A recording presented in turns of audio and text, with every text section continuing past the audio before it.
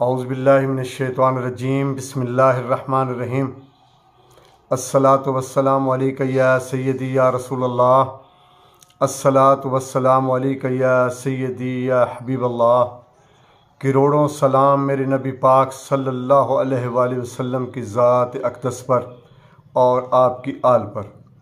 السلام علیکم ورحمۃ اللہ وبرکاتہ۔ ہوسٹ میں ہوں حاجی محمد اختر خان۔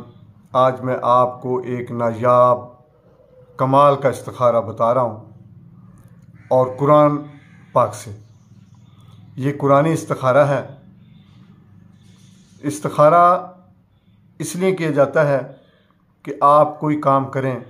استخارے کا مطلب ہے اللہ سے مشورہ۔ جو شخص اللہ سے مشورہ کرتا ہے وہ کبھی مایوس نہیں ہوتا۔ اللہ سبحانہ و تعالیٰ سے مشورہ کرنا چاہیے۔ ہم اکثر لوگوں سے مشورے کرتے ہیں کہ فلاں کام کریں، کیسا رہے گا کیسا نہیں، تو کیوں نہ ہم اللہ سے مشورہ کریں۔ جب اللہ سے مشورہ کریں گے تو اللہ کبھی مایوس نہیں کرے گا۔ تو آج میں آپ کو ایک نایاب لاجواب استخارہ بتا رہا ہوں، قرآنی عمل ہے۔ آپ نے کرنا کیا ہے، بعد نماز عشاء کی نماز پڑھیں، اس کے بعد آپ اسی جائے نماز پہ بیٹھ جائیں جہاں آپ نے نماز پڑھی ہے، یا چارپائی پہ بیٹھ جائیں۔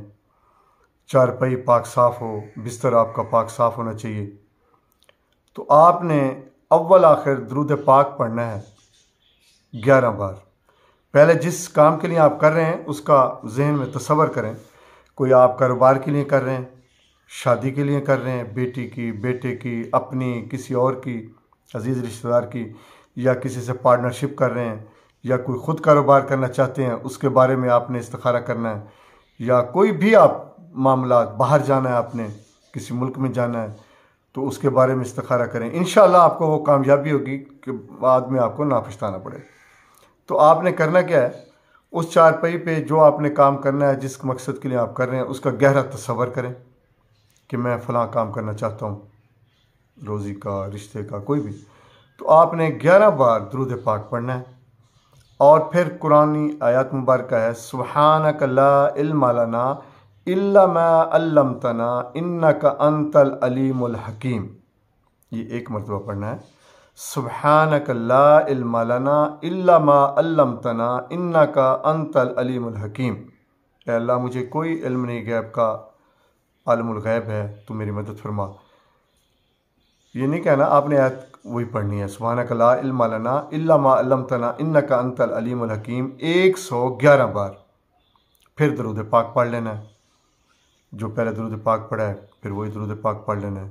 تو آپ نے یہ پڑھ کے گہرے تصور میں، یعنی کہ جو بھی آپ کام کرنا چاہتے ہیں تو گہرا تصور کر کے یہ پڑھ کے آپ بستر پہ لیٹ جائیں، اپنا دایاں ہاتھ رخسار کے نیچے رکھیں اور کعبے کی طرف رخ کر کے سو جائیں۔ آپ نے جب پڑھنا ہے کسی سے نہیں بولنا، پڑھنے کے بعد بھی نہیں بولنا۔ آپ کو نیند نہیں آ رہی تو آپ درود پاک پڑھنا شروع کر دیں بستر پہ لیٹ کے، لیکن آپ کا رخ کعبے کی طرف ہو۔ آپ وہ جو پڑھا ہے آپ نے، تو آپ دائیں ہاتھ پہ ایسے پھونک ماریں اور دم کر کے یہ کان کے نیچے ایسے دائیں رخسار کے نیچے اس ہاتھ کو رکھ کے آپ لیٹ جائیں، کعبے کی طرف رخ کر کے درود پاک پڑھتے پڑھتے آپ سو جائیں۔ انشاءاللہ باذن اللہ آپ کو رات کو استخارے میں سب کچھ دکھا دیا جائے گا۔ نیند آنے میں رخ جس طرف مرضی ہو جائے کوئی مسئلہ نہیں، لیکن جب آپ سوئیں گے اس وقت صرف کعبے کی طرف رخ ہو۔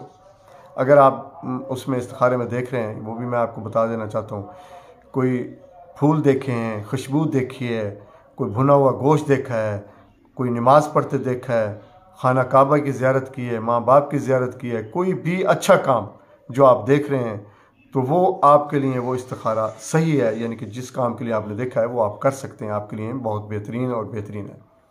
اگر اس میں کوئی پتھر، کوئی کنکر، کوئی کانٹے یا کوئی سانپ، کوئی خوفناک چیز دکھائی جاتی ہے جس میں آپ ڈر بھی جاتے ہیں تو وہ آپ کے لیے نامناسب ہے، اس کام کو آپ چھوڑ دیں، چاہے وہ رشتہ ہو، چاہے وہ کام کر رہے ہیں، اس کو آپ چھوڑ دیں۔ تو اگر صحیح ہے تو پھر وہ اچھی چیزیں آئیں گی، انشاءاللہ پھر آپ کو وہ فائدہ دے گا۔